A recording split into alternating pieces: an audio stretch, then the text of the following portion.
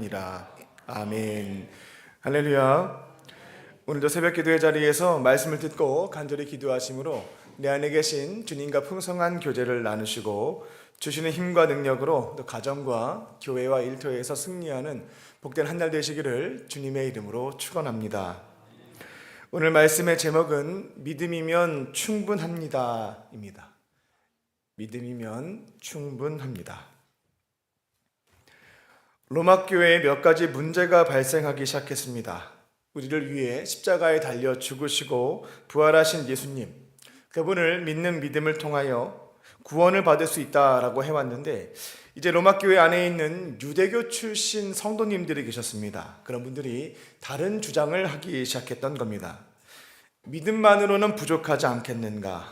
구원을 받으려면 유대교의 전통처럼 할례도 좀 받아야 되겠고 율법도 배우고 지켜야 한다라는 주장이었습니다. 이런 말들이 교회 안에 퍼지기 시작하자 혼란이 발생했습니다.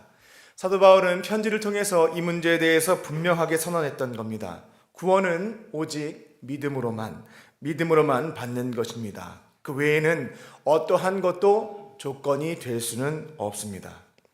물론 우리가 예수님을 믿고 구원을 받은 이후에는 예수님의 명령대로 세례도 받아야 되겠고 그분이 가르치시고 분부한 모든 것들을 배우고 따라야겠습니다. 근데 이것은 구원을 받기 위한 조건에 해당되지 않는다는 겁니다.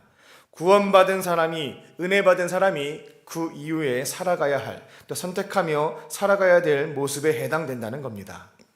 그런데 이 문제는 로마 교회만의 이야기가 아닙니다. 오늘날 한국교회 안에서도 이와 같은 생각과 주장을 하시는 분들이 간혹 계십니다.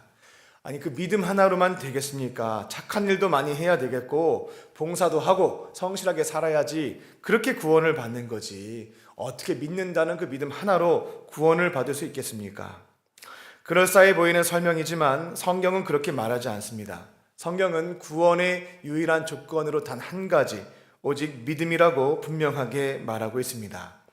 구원은 오직 우리를 위해 십자가에 달려 죽으시고 부활하신 예수님, 그분을 나의 구원자, 또 내 삶의 주인으로 믿는 그 믿음으로 얻는 겁니다. 더 보탤 것이 없습니다. 믿음 하나면 충분하다는 겁니다. 하나님은 예수님을 믿는 믿음이 있는 자들의 모든 죄도 용서해 주시고 죄인이었던 우리의 신분을 다른 것 말고요, 그 믿음을 보시고 의인으로 바꾸어 주십니다. 진노의 자녀였던 우리를 하나님의 자녀로 삼아 주시고 우리와 늘 함께 하시는 겁니다. 죽음 이후에는 부활해서 천국에서 영원히 살 수 있도록 하시는 것, 이것이 바로 믿는 자에게 주시는 구원의 은혜에 해당됩니다. 오늘 말씀의 제목은 믿음이면 충분합니다입니다. 오늘 선포되는 말씀을 통해 오직 믿음으로 구원을 받고 하나님의 자녀로서, 의인으로서 그 은혜 가운데 살아가는 저와 여러분 되시기를 주님의 이름으로 축원합니다. 첫 번째로 믿음으로 구원받습니다. 믿음으로 구원받습니다. 우리도 여러 가지 문제가 발생하게 되면 어디에서 답을 찾냐면 성경책, 하나님의 말씀에서 답을 찾습니다. 특별히 성경 중에서도 예수님이 이 문제에 대해서 어떠한 말씀을 했지? 이런 것들을 찾아가면서 답을 구하게 됩니다. 바울도 마찬가지였습니다. 로마 교회 안에 있었던 유대교 출신 성도님들이 이 믿음만으로는 안 될 것 같은데요, 구원받으려면 율법도 좀 지키고 할례도 받아야 되지 않겠습니까? 주장하기 시작했을 때 바울은 가장 유대교인들에게 강력한 증거가 될 수 있는 한 사람을 꺼내서 설명하게 됩니다. 이스라엘 민족의 조상이었던 아브라함, 유대인들이면 가장 존경했던 인물 중 하나였습니다. 성경을 보면 아브라함은 참으로 훌륭한 일들을 많이 했습니다. 참 의로운데, 의인 같은데 라는 행동들을 했다는 겁니다. 하나님이 부르셨을 때 모든 것을 다 등지고 1800km나 떨어졌던 가나안 땅으로 이주했습니다.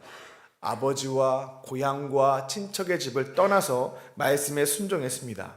조카 롯과 다툼이 생겼을 때에는 땅도 양보했습니다. 우물을 빼앗기지 않고 그 지역 사람들에게 양보했고, 전쟁에서 이기고도 전리품 하나 취하지 않고 소돔 왕에게 다 주었습니다. 또 심지어 사랑하는 독자 이삭마저 하나님께서 바쳐라 라고 했을 때 번제물로 바치려고 했던 것이 아브라함의 모습이었습니다. 이 정도면 누가 봐도 의인이네, 훌륭하네 라고 생각할 수 있겠습니다. 하지만 놀랍게도 하나님은 이 위대한 순간들 속에서도 단 한 번도 아브라함에게 너 정말 의롭다, 어떻게 그와 같은 일을 할 수 있니? 라고 말씀하지 않았습니다. 창세기를 쭉 찾아보게 되면 우리가 볼 때 의로운 행동이었는데 의롭다라고 평가하신 것이 없다라는 겁니다. 왜냐하면 의인이란 단지 착하거나 성실한 사람을 가리키지 않습니다. 하나님 앞에서 죄가 전혀 없는 상태, 완전한 사람을 의인이라고 말합니다. 어떤 분이 계십니다. 너무 마음씨도 착하고 성실하고 책임감도 있고 어려운 사람이 있으면 하나 넘어가지 못합니다. 그냥 도와주려고 합니다. 근데 딱 한 가지 문제가 있습니다. 나머지는 다 훌륭한데 이 한 가지 문제가 있습니다. 거짓말을 그렇게 잘합니다. 그러면 이런 경우에 어느 누구도 저 사람 참 의롭습니다 라고 말할 수가 없습니다. 의인은 결국 모든 면에서 죄가 없는 사람, 완벽하고 완전한 사람을 의인으로 지칭합니다. 그래서 사도 바울이 로마서 3장 10절에서 의인은 없으되 하나도 없고 라고 말한 것이 여기에 이유가 있습니다. 이 세상에서 죄가 없으신 예수님을 제외하고는 역사상 의인은 존재할 수 없다, 인간인 즉슨 의인일 수 없다라는 겁니다. 근데 놀랍게도 성경에서 단 한 번 하나님께서 아브라함한테 너 의롭다, 너 의인이다 라고 말씀하신 순간이 있었습니다. 창세기 15장 6절입니다. 그때 아브라함은 어떤 대단한 일을 한 것이 아니었습니다. 그저 하나님이 주셨던 약속의 말씀이 있었는데 현실 불가능한 약속의 말씀이었거든요. 하지만 그 약속을 믿었을 때 하나님께서는 아브라함에게 야, 너 참 의롭다, 너 의인이다 라고 평가하셨다라는 겁니다. 이 시점이 굉장히 중요한데요. 하나님께서는 10년 전에 불임 부부였던 갈대아 우르 지역에 살고 있었던 아브라함과 사라에게 자식 줄게, 지금 75세 나이가 많이 들었지만 자식 줄게 라고 말씀을 하셨고, 그 약속을 붙잡고 가나안 땅으로 목숨 걸고 아브라함과 사라는 이주를 했습니다. 근데 문제는 1년, 2년 기다려도 자녀가 생기지 않았습니다. 그렇게 10년 세월이 흘렀습니다. 아브라함은 85세, 또 사라 한 10년 차이로 보거든요. 사라는 75세가 되었습니다. 그러니까 생물학적으로는 자녀를 낳을 수 없는 상태였습니다. 이제는 반포기 상태였고 주변에서는 다 말했을 겁니다. 너무 늦었다고, 너무 늦었기 때문에 이제는 잊어버리시거나 하나님께서도 까먹으신 것 같은데 포기하라고, 이런 얘기들을 많이 했을 겁니다. 근데 10년 만에 하나님께서 다시금 나타나셔서 말씀을 해주시고 약속해 주시는데 앞으로 너희들은 아들 꼭 낳을 거고 아들뿐만 아니라 네 자손이 번성해서 하늘의 별처럼 많아질 거다라는 약속을 해주셨던 겁니다.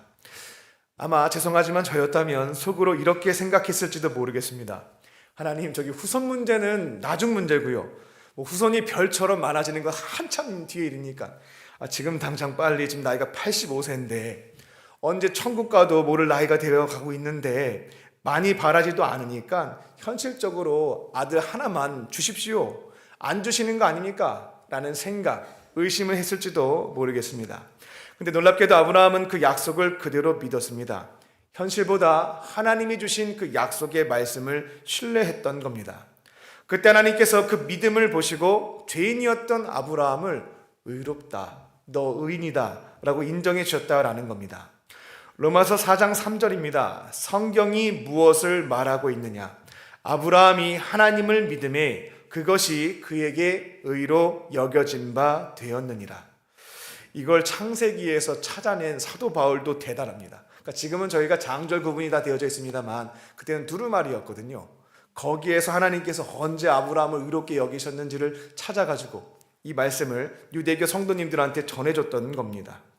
아마도 성령께서 찾게 하셨고 주셨던 지혜였던 것 같습니다.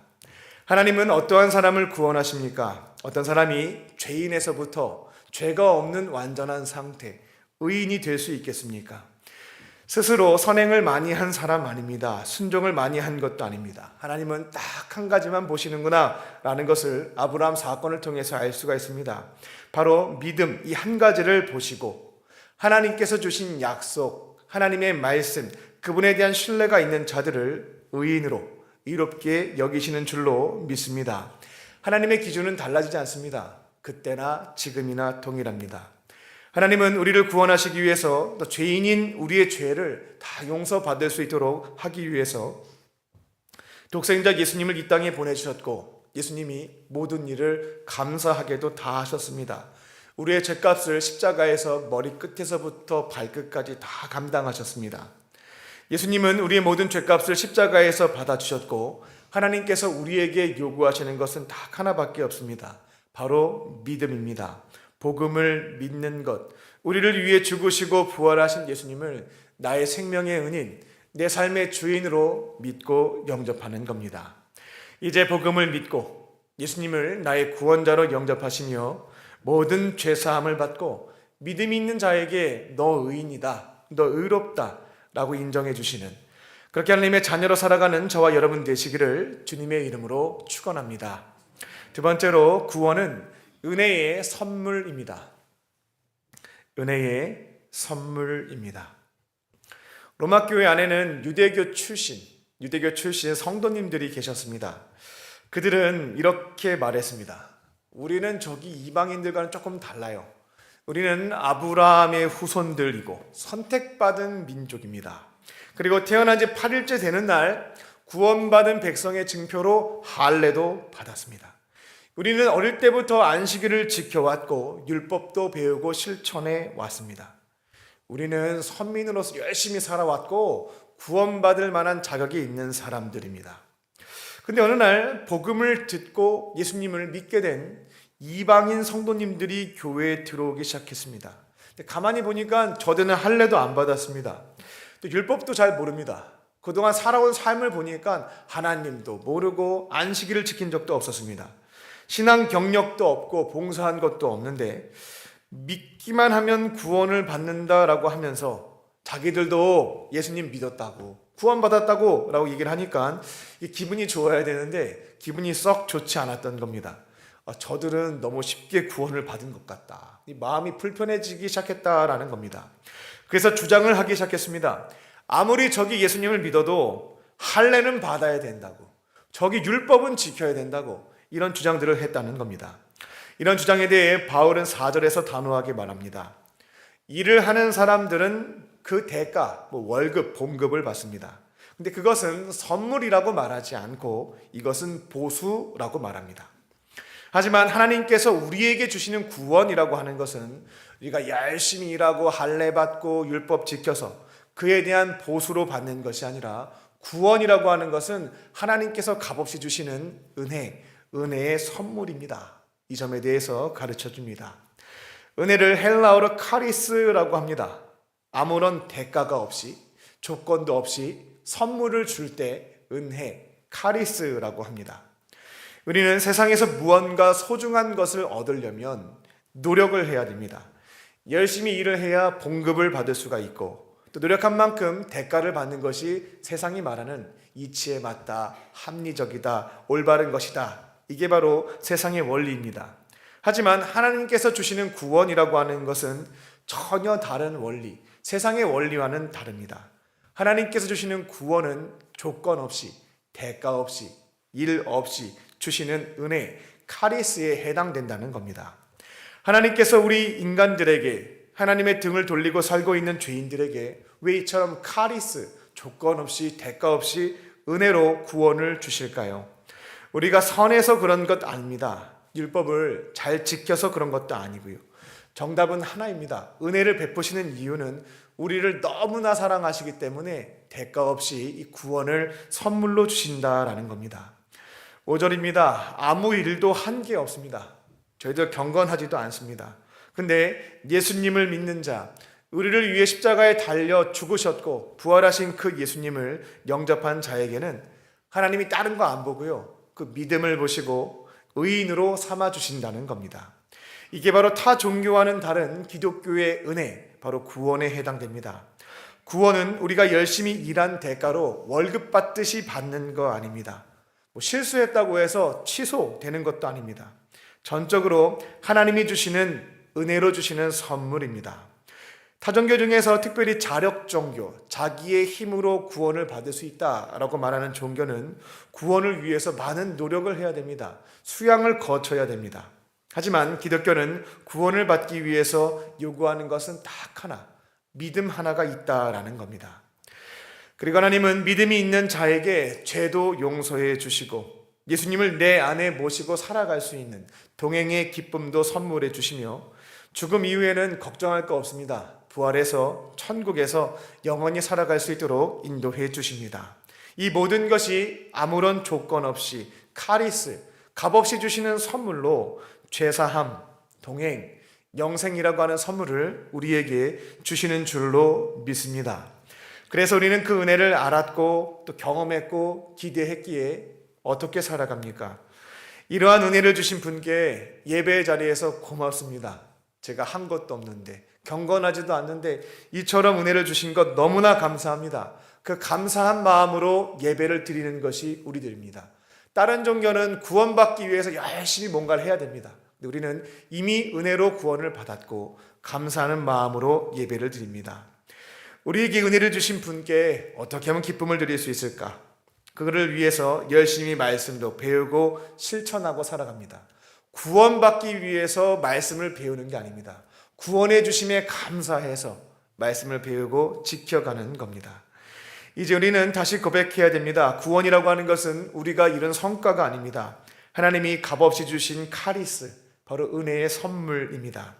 그 은혜에 감사하며 살아가는 복된 하루, 그리고 성령님과 함께 그 은혜에 합당한 삶을 살아가는 저와 여러분 되시기를 주님의 이름으로 축원합니다. 끝으로 회개하면 회복시키십니다. 회개하면 회복시키십니다. 사도 바울은 로마서 4장에서 아브라함의 예를 통해 다른 조건 필요 없습니다. 아브라함도 할례도 안 받았고요. 율법도 모르는 상태였고 근데 그 믿음을 보시고 하나님이 의롭다 여기신 것처럼 우리들도 믿음이 있으면 구원받습니다. 이 놀라운 진리를 전한 후 이번에는 또 한 사람의 인물을 등장시킵니다. 바로 유대교 성도님들이 가장 좋아했던 인물 다윗이었습니다. 바울은 로마서 4장 6절과 8절에서 다윗이 쓴 시입니다. 시편 32편을 인용하게 됩니다. 저희들은 이게 좀 낯설고 사도 바울이 썼나? 누가 썼나 싶을 텐데 유대교 성도님들에게는 다윗을 워낙 사랑했기 때문에 다윗의 시네 라는 것들을 알 수 있는 부분이었습니다. 다윗이 이 시를 쓸 때에는 그가 인생에서 가장 깊은 죄에 빠졌을 때, 나락에 떨어졌을 때 그때 쓴 시입니다. 근데 하나님께서는 그 죄를 용서해 주셨죠. 그 놀라운 용서의 은혜를 체험했던 것이 다윗이었습니다. 그는 우리아의 아내였던 밧세바와 간음을 했고 그 죄를 덮기 위해서 우리아 장군을 전쟁터에 내몰아서 죽게 만들었습니다. 십계명에서 엄격하게 금지했던 두 가지 죄를 저질렀습니다. 바로 간음과 살인이었습니다. 율법에서는 이 두 가지 죄에 해당되는 사람은 사형시켜야 된다라고 규정하고 있습니다. 율법대라면 다윗은 그 즉시 죽는 것이 맞았습니다. 다윗은 그 죄를 오랫동안 숨기고 살았습니다. 하지만 하나님은 침묵하지 않으셨죠. 하나님은 나단 선지자를 보내셔서 그 죄를 정면으로 지적하시게 되었고 그 순간 다윗은 모든 핑계를 내려놓고 하나님 앞에 무릎 꿇고 금식하며 회개했습니다. 그리고 그때 다윗은 깨달았습니다. 구원의 은혜 중에 가장 큰 은혜는 이처럼 죄를 용서받는 은혜구나. 이 점을 뼈저리게 깨달았던 겁니다. 그래서 이처럼 고백했습니다. 7절입니다. 불법이 사함을 받고 죄가 가리어짐을 받는 사람은 정말 복받은 것입니다. 8절입니다. 주께서 그 죄를 인정하지 아니하실 사람, 그러니까 그 죄를 용서해 주시는 그 사람, 바로 그 사람이 복이 있는 것입니다. 다윗은 지금 신학적인 개념을 설명하고 있는 게 아닙니다. 그는 실제로 처참하게 무너졌습니다. 죄 가운데 무너졌다가 다시 하나님께서 일으켜 세워주신, 용서해 주시고 회복시켜 주신 그 은혜를 진실되게 고백했던 겁니다. 나는 죽어 마땅한 죄인이었지만 용서받고 살아난 사람이 드리는 하나님에 대한 진솔한 고백, 정말 죄를 용서받는 것이 가장 큰 은혜의 선물입니다. 그 고백의 내용입니다. 다윗은 이 다윗의 고백을 로마서 4장에서 인용하며 말합니다. 하나님은 회개한 자를 은혜로 용서해 주시고 의롭다 여기시며 다시금 회복시켜 주시는 분이십니다. 우리도 때로는 하나님 앞에서 넘어지고 실수하고 부끄러운 죄 가운데 빠질 때가 있습니다. 하지만 은혜로우신 하나님께서는 그 죄 때문에 우리를 구원해서 탈락시키시거나 버리시지 않습니다. 그분은 우리가 진심으로 회개하고 돌아올 수 있도록 기도하시고 때로는 사람을 통해서 책망하시기도 한다는 겁니다. 하나님께서는 그 음성을 듣고 회개하는 자에게는 그 죄를 덮으십니다. 기억조차 하시지 않습니다. 다시금 정죄하지 않습니다. 옛날에 잘못했던 거 다시금 끄집어내서 몰아서 혼내시지도 않습니다. 다시금 일으켜 세워서 회복의 길로 인도하시는 분인 줄로 믿습니다. 혹시 지금도 마음에 무거운 죄책감을 안고 계시는 부분이 있을까요? 누구에게도 말하지 못한 내 마음속에 어두움이 있습니까? 하나님은 여전히 우리를 기다리고 계십니다. 책망하시는 하나님은 정죄하기 위한 것이 아니고요, 우리를 회복시키기 위해서 이와 같은 죄에 대해서 말씀하신다라는 겁니다. 오늘 이 말씀 앞에서 다시 한번 마음을 열고 죄를 자백할 때에 하나님께서 죄를 인정하시지 않고 우리의 죄를 용서해 주시고 의인의 자리, 하나님의 자녀로 옮겨주실 줄로 믿습니다. 회개라고 하는 것은 끝이 아닙니다. 회개는 모든 회복의 시작입니다. 이 놀라운 은혜를 마음에 새기며 오늘도 회개하고 하나님의 은혜 가운데 회복되며 새로운 삶으로 걸어가는 저와 여러분 되시기를 주님의 이름으로 축원합니다. 기도하겠습니다. 참 좋으신 하나님, 오늘도 우리에게 하루를 더 살아갈 수 있는 고귀한 생명을 주시고 하루의 시작을 세상의 거짓 메시지에 귀 기울이지 않고 살아계신 하나님의 말씀으로 열어가게 하시니 감사합니다. 주님의 은혜로 우리의 행위가 아닌 예수님을 믿는 그 믿음으로 구원해 주시니 감사합니다. 날마다 우리의 죄를 회개하며 예수님을 닮아가는 또 성화의 길로 은혜에 감사하며 성령과 함께 걸어가는 우리의 삶이 될 수 있도록 인도하여 주시옵소서. 오늘 주님께서 베풀어 주신 은혜와 사랑을 기억하며 마음과 뜻과 정성을 다하여 예물을 드린 손길들이 있습니다. 어려운 형편 속에서도 간절한 마음의 소원을 담아 예물을 드리오니 모든 기도에 응답하여 주시고 하늘의 신령한 것과 땅의 기름진 복으로 충만하게 채워 주시옵소서. 또 이곳에 몸과 마음과 영혼에 질병이 있는 환우들이 있습니다. 성령께서 아픈 부위에 친히 안수하여 주시고 또 치유의 광선을 비추어 주셔서 모든 질병을 깨끗하게 회복시켜 주시옵소서. 그렇게 하실 줄 믿고 감사드리오며 예수님의 이름으로 기도하옵나이다. 아멘.